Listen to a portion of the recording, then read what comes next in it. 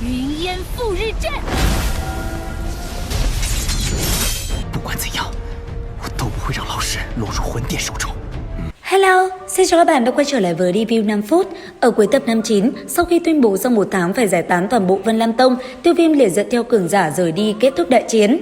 Thời gian cứ thế qua đi, Tiêu phủ đã được dựng lên vô cùng hoành tráng. Ở bên trong căn phòng nhỏ, Tiêu Viêm vẫn đang đắm chìm trong tu luyện. Cuối cùng, đến khi đấu khí dần ngưng tụ lại, Tiêu Viêm mới khẽ động, nhanh chóng thu hồi toàn bộ vào trong cơ thể. Sau đó, ánh mắt đang nhắm chặt kia giờ mở ra, cảm nhận thương thế vẫn chưa khôi phục hoàn toàn, Tiêu Viêm khẽ thở dài. Hết sau một hơi, Tiêu Viêm bước xuống giường rồi chậm rãi rời khỏi căn phòng của mình và đi tới gặp mọi người. Cũng trong lúc đó, bên trong gian phòng khách, khi Tiêu Đỉnh cùng với Tiêu Lệ đang bàn bạc thì Tiêu Viêm đột nhiên đi tới.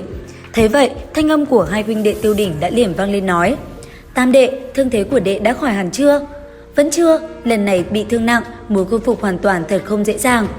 "Cứ từ từ, không cần nóng nảy, chỉ cần không lưu lại di chứng là được." "Tình hình tại Vân Lam Tông như thế nào rồi?"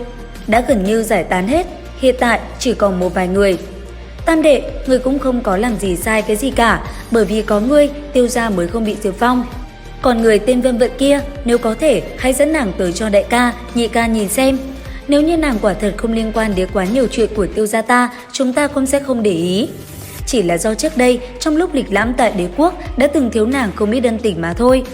Đại ca, nhị ca, hiện giờ tung tích của cha ta cũng có một chút manh mối, nhưng mà nếu muốn đem người giải cứu ra với thực lực hiện tại vẫn chưa đủ. Chúng ta tin tưởng đệ nhất định sẽ làm được." Lời nói của Tiêu Đỉnh vừa dứt, ở bên ngoài Hải Ba Đông cũng đã đi tới.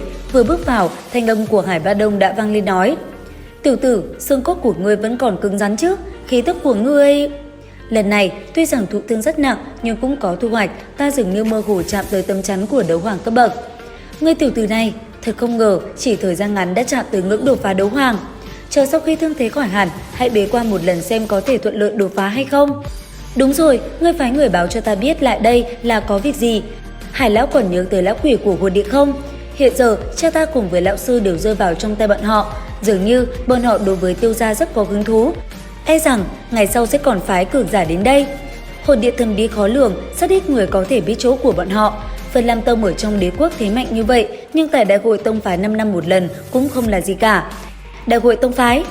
"Đúng vậy, đại hội này 5 năm tổ chức một lần, quy tụ những thế lực mạnh nhất Tây Bắc Đại Lục. Năm đó, chúng ta ở Mạc Gia gặp phải 2 vị đấu hoàng của Tiên Xà Phủ, đây chính là nhất lưu thế lực của vùng Tây Bắc. Hiện giờ, Vân Lam Tông giải tán, e là Gia Mã Đế quốc không thể xuất ra một thế lực tông phái." Hải lão nói thế là có ý gì? "Tiểu tử, hiện tại ngươi đã bị hồn điện để ý, bởi vậy, để bảo vệ tộc nhân, ngươi nên có cho mình một thế lực cường đại." Hải lão nói thế quả thật có lý, nhưng ta không thích hợp cho việc này. Có vài thứ cũng không cần tự mình làm, lấy danh vọng của ngươi hiện tại, chỉ cần vung tay sẽ có rất nhiều thế lực tìm đến. Đã như thế, làm phiền Hải lão giúp ta liên hệ một chút với mấy đại gia tộc, bầu trời của Gia Mã Đế quốc này cũng nên thay đổi rồi. Nghe vậy, Hải Ba Đông mỉm cười gật đầu. Cứ thế, cuộc trò chuyện giữa 4 người diễn ra hết sức sôi nổi. Cũng trong lúc đó, ở tại Vân Lam Tông, sau cuộc chiến đẫm máu, nơi đây hiện tại chỉ còn lại một cảnh tượng hoang tàn trong ánh chiều tà buồn bã. Mọi thứ đều đổ vỡ, cảnh tượng bi thảm vẫn còn nguyên sau ngày đại chiến. Nhìn nó, ánh mắt Vân Vận đau xót. Quay người về phía Nạp Lan Yên Nhiên, Vân Vận liền nói cho nàng một vài chuyện. Nghe xong, nữ tử kia cũng liền rời đi. Không gian yên tĩnh qua đi, bên trong đại điện, Sắc Hình Thiên đang đứng bất động thì Yêu Dạ đã đi tới phía sau ông và mở lời. Sau đó, hai người lính cùng nhau trò chuyện về việc Vân Lam Tông đã sớm ngày giải tán, bởi vậy, đối với thế lực này cũng không cần lo lắng. Tiếp theo, bàn bạc một hồi, hai người lại tiếp tục chuyển hướng sang Tiêu Viêm, bởi vì hiện tại Tiêu Viêm thế lực cũng không hề kém Vân Lam Tông ngày đó. Tuy nhiên, hai người còn bàn với nhau một chuyện nữa, đó chính là việc đại hội sắp tới diễn ra 5 năm một lần.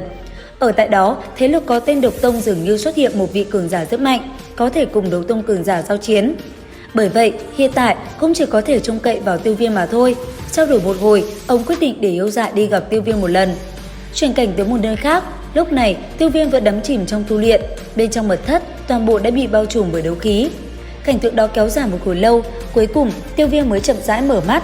Lúc này, anh ấy cảm giác được cơ thể mình đã tốt hơn rất nhiều. Thở nhẹ ra một hơi, Tiêu Viêm liền lấy ra một viên đan dược và nhét vào trong miệng. Xong xuôi, anh ấy mới đứng dậy. Ánh mắt trở lạnh băng, Tiêu Viêm thầm tự nhủ với mình nói: "Lão sư, yên tâm đi, ta sẽ mau chóng để tăng thực lực, sau đó đem ngài cùng cha ta cứu ra." Dứt lời, Tiêu Viêm liền sờ vào chiếc nhẫn dược đạo lưu lại, Sau đó, anh ấy liền lấy ra quyền lực lưu lại phương pháp phá giải Vệ Sinh Đan.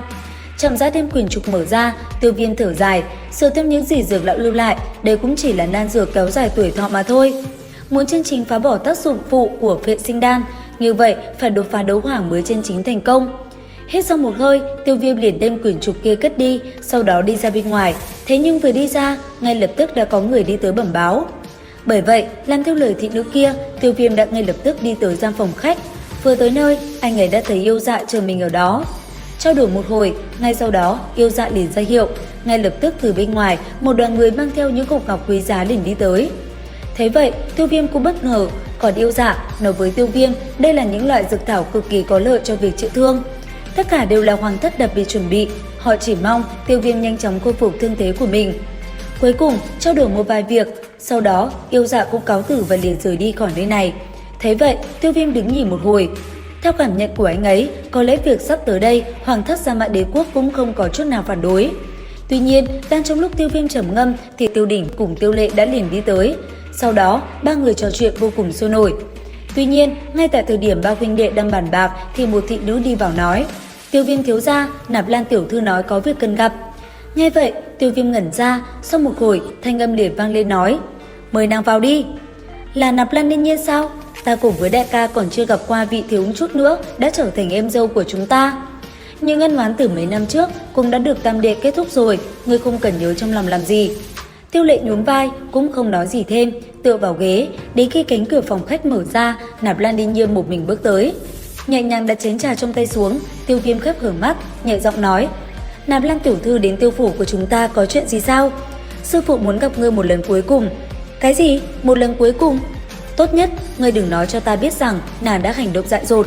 Sư phụ sẽ không làm theo cái loại chuyện này, nếu ngươi bằng lòng đi gặp, liền theo ta, còn không muốn, về sau có lẽ cũng không có cơ hội. Nhị ca, ngươi đem những dược liệu này tìm lấy về, ta có việc quan trọng cần dùng, nhớ kỹ, đừng kéo dài thời gian. Tiếp nhận quyển trục, Tiêu Lệ ngẩn ra, hắn tự nhiên hiểu được đây là cái gì, gật đầu đồng ý, ngay lập tức anh ấy cũng liền cất nó đi. Còn Tiêu Viêm nhanh chóng bước ra ngoài, anh ấy liền đi theo Nạp Lan Ninh Nhiên hướng về phía ngoài thành bay đi. Trong lúc phi hành, hai người có trò chuyện một chút, thế nhưng Tiêu Viêm không quan tâm đến những chuyện Nạp Lan Ninh Nhiên nói. Bởi vậy, hai người sau đó cứ thế bay một mạch tới chỗ Vân Vận đang chờ đợi. Lúc này, vừa khi Tiêu Viêm đáp xuống, thanh âm Vân Vận đã vang lên nói: Ngươi tới rồi, ngươi muốn rời khỏi Gia Mã Đế quốc. Vân Lam Tông đã không còn tồn tại, ta ở lại cũng đã không còn ý nghĩa. Đấu khí đại lục rất nhiều cường giả, cực kỳ nguy hiểm. Nói thế nào ta cũng có thực lực, đấu hoàng đỉnh phong, còn sợ gì chứ? Ngươi đem Vân Lam Tông biến thành bộ dáng như thế này, ta biết đây là vì báo thù, ta không trách ngươi. Vậy vì sao ngươi còn phải rời đi? Ngươi biết, ta dù sao cũng là tông chủ Vân Lam Tông, đáng nhẽ ta phải thay tông môn báo thù, thế nhưng ta lại không làm như vậy. Một khi đã như thế, vẫn là rời đi thì tốt hơn. Nghe nói, ngươi muốn xây dựng một thế lực tại Gia Mã Đế quốc, ở đây có tất cả mọi thứ của Vân Lam Tông, tặng cho ngươi. Không thể không đi sao? Có lẽ khi nào nghĩ thông suốt, ta sẽ quay trở lại. Có khi ta suy nghĩ, nếu năm đó ở trong sơn động kia, lá gan của ngươi lớn hơn chút nữa, không để ý đến uy hiếp của ta, nói không chừng bây giờ... Đến đây thì hết tập 60/5 đấu phá thương khung. Xin chào và hẹn gặp lại các bạn ở những video tiếp theo.